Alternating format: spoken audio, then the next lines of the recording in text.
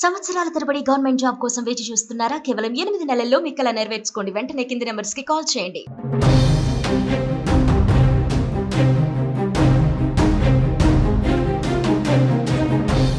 Operation Sindoor Pahalgam ఉగ్రదాడి తర్వాత 15 రోజుల తర్వాత భారత ప్రతీకార దారులకు దిగింది.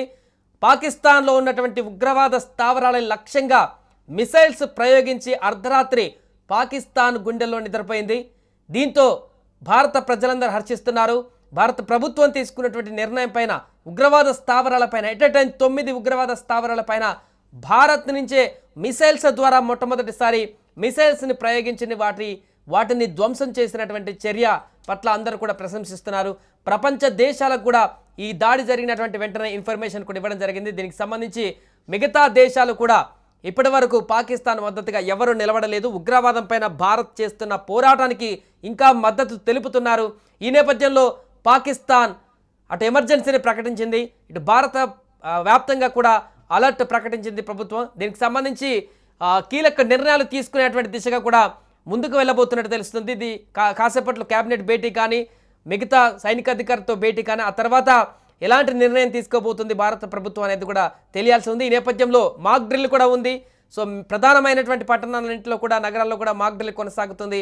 ముఖ్యంగా హైదరాబాద్ నగరంలో అలర్ట్ మరింత కొనసాగుతుంది, భద్రతాపరమైనటువంటి అలర్ట్. ఎందుకంటే కేటగిరీ 2 పాకిస్తాన్ కనుక దాడి చేస్తే కేటగిరీ 2 ఉన్నటువంటి నగరాలలో హైదరాబాద్ ఉంది. అందుకే ఇక్కడ కూడా అలర్ట్ ఉంది, సెక్యూరిటీ భారీగా పెంచారు. దీనికి సంబంధించిన పూర్తి వివరాలు తెలుసుకుందాం. మా ప్రతినిధి ప్రేమ్ చార్మినార్ నుంచి లైవ్లో సిద్ధంగా ఉన్నారు. ఈ దాడి తర్వాత అక్కడ తాజా పరిస్థితులు అందిస్తారు. ప్రేమ్, అర్ధరాత్రి జరిగినటువంటి ఆపరేషన్ సింధూర్ తర్వాత ప్రస్తుత పరిస్థితి ఏంటి? సెక్యూరిటీకి ఏమన్నా ఇంకా పెంచడం జరిగిందా? హైదరాబాద్లో తాజా పరిస్థితి ఏంటి?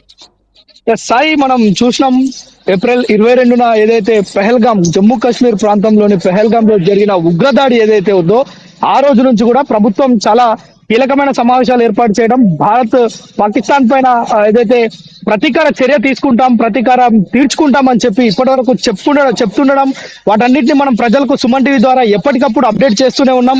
ఏదైతే కేంద్ర ప్రభుత్వం కావచ్చు, రక్షణ శాఖకు సంబంధించిన, భద్రతా వలయానికి సంబంధించిన ఏ అప్డేట్ ఉన్నా మనం ప్రజలకు అందిస్తున్నాం. ఇప్పుడు కూడా తాజాగా అర్ధరాత్రి 1:44 భారత ప్రభుత్వం ఆపరేషన్ పేరుతోటి ఒక కార్యక్రమాన్ని అయితే తీసుకుంది. అంటే భారత్ పాకిస్తాన్ పైన ఈ యొక్క సింధూర్ పేరుతోటి ఈ యొక్క దాడి అయితే నిర్వహించింది. అంటే పాకిస్తాన్ కి చెందిన 9 ఏవైతే ఉగ్ర మూకలు ట్రైన్ అయ్యే ఆ యొక్క సంస్థలు, ఆ యొక్క ప్రదేశాలు ఉన్నాయో వాటన్నిటిపైన ఏకకాలంలో భారత త్రివిధ దళాలు, అటు భారత ఆర్మీ, నేవీ, డిఫెన్స్, ఈ 3 కూడా సంయుక్తంగా చేపట్టిన ఈ యొక్క ఎదురు దాడిలో దాదాపు 100 మందికి పైగా మృతి చెందినట్లుగా మనం చూస్తున్నాం. భారత్ ఒక ధీటైన సమాధానం అని చెప్పొచ్చు. ఇది ప్రపంచంతో పాటు యావత్ భారతదేశం అంతా ఎదురు చూస్తుంది 22 ఏప్రిల్ నుంచి ఈ రోజు వరకు కూడా.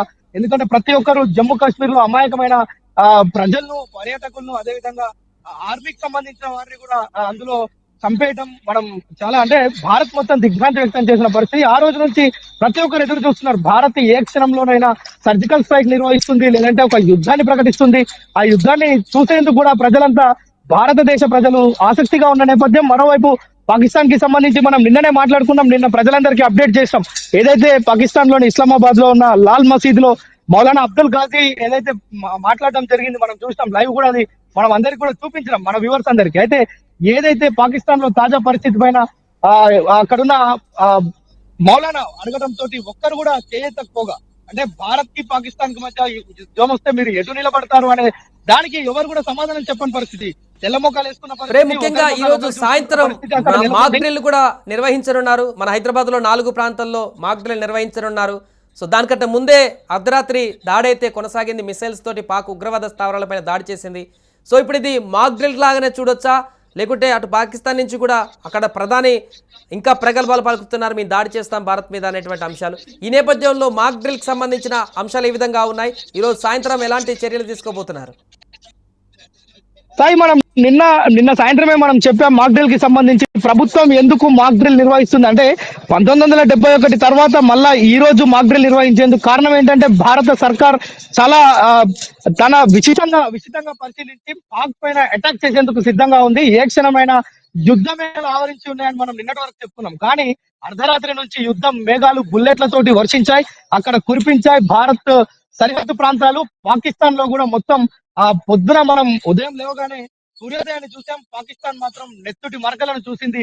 ఇది మాత్రం యావత్ భారతదేశం అంతా ఒకవైపు హర్షం వ్యక్తం చేస్తున్న పరిస్థితి. ఎందుకంటే 26 మందిని హతం చేసిన ఉగ్రవాదులకు బుద్ధి చెప్పాలనే దృఢ సంకల్పంతో అటు యావత్ భారతదేశం అంతా ఉంది. త్రివిధ దళాలు ఉన్నాయి, ప్రభుత్వం ఉంది, అన్ని అంటే రాజకీయాలకు అతీతంగా కూడా అన్ని పార్టీలు కూడా ఎప్పుడెప్పుడు అని ఎదురు చూసిన పరిస్థితి. ఇప్పుడు తాజాగా అంటే ఈ రోజు సాయంత్రం 4:30 గంటలకు హైదరాబాద్ లోని 4 ప్రాంతాల్లో మాక్ డ్రిల్ నిర్వహిస్తున్నారు. మాక్ డ్రిల్ ఉద్దేశం ఏంటంటే ఏదైతే యుద్ధం కానీ అత్యవసర పరిస్థితులు ఏర్పడినప్పుడు ప్రజలు ఎలాగ జాగ్రత్తలు తీసుకోవాలి, ఎలా తమను స్వీయ రక్షణ ఎలా చేసుకోవాలి, అంటే సెల్ఫ్ డిఫెన్స్ ఏ విధంగా చేసుకోవాలనేది భారత ఆర్మీ కావచ్చు, డిఫెన్స్ కావచ్చు, వీరంతా ప్రజలకు నేర్పిస్తారు. అంటే ఎవరైతే లోకల్ గా ప్రజలు ఉంటారో వారందరికీ కూడా వాటన్నిటిని నేర్పిస్తారు. ఒకవేళ యుద్ధమే కనుక జరిగితే, బాంబులు కనుక ఇక్కడ వర్షిస్తే, అక్కడ మిసైల్స్ ఇక్కడ ప్రయోగిస్తే మనందరం ఎలాగ జాగ్రత్తగా వ్యవహరించాలనే విషయాన్ని మాక్ డ్రిల్ ద్వారా చేపిస్తారు. అయితే ఈ రోజు సాయంత్రం 4:30 గంటలకు మాక్ డ్రిల్స్ కి కూడా డిఫెన్స్ అకాడమీ మొత్తం అయితే సికింద్రాబాద్ ఏదైతే గోల్కొండ, అదే విధంగా 4 ప్రాంతాలు హైదరాబాద్ లో ఉన్నాయి, ఆంధ్రాలో కూడా వైజాగ్ తదితర ప్రాంతాలు,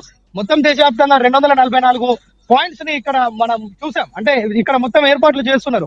అంటే ఇదే సందర్భం, యుద్ధం కనుక వస్తే ప్రజలు ఏ విధంగా సిద్ధంగా ఉండాలి, ప్రజలు ఏ విధంగా తప్పించుకోవాలి, ఎప్పుడు లైట్లు ఆర్పివేయాలి, ఎందుకు లైట్లు ఆర్పివేయాలి, వీటన్నిటి విషయాలు, బంకర్లు క్లీన్ చేసుకోవాలా, ఇలాంటి విషయాలన్నీ చెప్పేందుకే ఈ యొక్క మాక్ డ్రిల్ ఏర్పాటు చేశారు. అయితే మాక్ డ్రిల్ కంటే ముందే ఈ యొక్క యుద్ధం అనేది ప్రారంభం కావడం, పాకిస్తాన్ పైన ఏదైతే ఎల్ఓసి అదే విధంగా పాకిస్తాన్ కి సంబంధించి దాదాపు 100 కిలోమీటర్ల దూరం వరకు కూడా మన ఈ యొక్క మొత్తం అణుబాంబులు అక్కడ పడడం చూస్తున్నాం, బుల్లెట్ల వర్షం కురవడం చూస్తున్నాం, దాదాపు 100 మంది ఇక్కడ వరకు మృతి చెందినట్లుగా చూస్తున్నాం. అంటే ఏది కూడా అంతర్జాతీయ సమాజంలో భారత్ పాకిస్తాన్ ని ఏకాకి ఇప్పటివరకు చేసింది, ఇక ముందు కూడా చేయబోతుంది అనడానికి ఇది ఒక నిదర్శనం. ఎందుకంటే ఏదైతే ఈ 9 ప్రాంతాల్లో భారత్ కాల్పులు జరిపిందో, దాడులు చేసిందో, పాక్ ఉగ్రవాద శిబిరాలను ధ్వంసం చేసిందో, వాటిని సమూలంగా నాశనం చేసిందో, అవన్నీ కూడా కేవలం భారత్ డిఫెన్స్ చేసుకోవడానికి, అదే విధంగా ఉగ్రవాదులు భారత్ పైన చేసిన దాడిని తిప్పికొట్టేందుకు పాకిస్తాన్ లో ఉన్న ఉగ్ర శిబిరాలను నాశనం చేశామే తప్ప మేము ఎలాంటి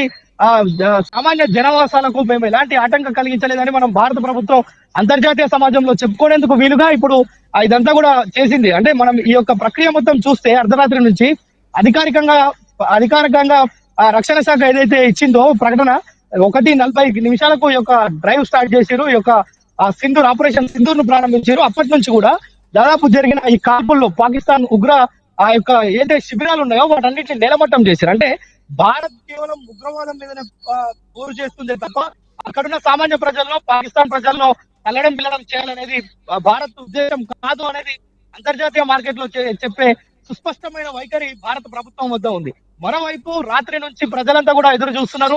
ఈ యొక్క జై భారత్, భారత్ మాతకి జై అని అంటూ నినాదాలు చేస్తూ ఇప్పటికే రోడ్ల మీద వచ్చి సంబరాలు జరుపుతున్న పరిస్థితి. ఎందుకంటే ప్రతీకార చర్య ఏ విధంగా ఉంటుంది, పాకిస్తానే కాదు ప్రపంచ దేశాలు చూడాలని భారత ప్రజలు కోరుకున్నారు. అదే విధంగా భారత ప్రభుత్వం కూడా స్పందించి దానిపైన ఏదైతే ఖచ్చితమైన పాయింట్లు 9 ఎంచుకున్నారో అక్కడ ఉగ్రవాద శిబిరాలు, ఉగ్రవాద సంస్థలు ఉన్నాయనే ఒక సుస్పష్టమైన దాడులు నిర్వహించారని మాత్రం చెప్పుకోవచ్చు. Sai right, thank you Prem. So మొత్తానికి పహల్గామ్ దాడి తర్వాత అర్ధరాత్రి నిన్న ఆపరేషన్ సింధూర్ పేరుతో ఉగ్రవాద స్థావరాలపైన భారత సైన్యం దాడి చేయడం పట్ల పూర్తిగా రివెంజ్ తీర్చుకున్నట్టుగా, సక్సెస్ఫుల్ ఆపరేషన్ చేసినట్టుగా అయితే మనకు కనపడుతుంది. దీనికి సంబంధించి యావత్ భారతదేశ ప్రజలు హర్షం వ్యక్తం చేస్తున్నారు.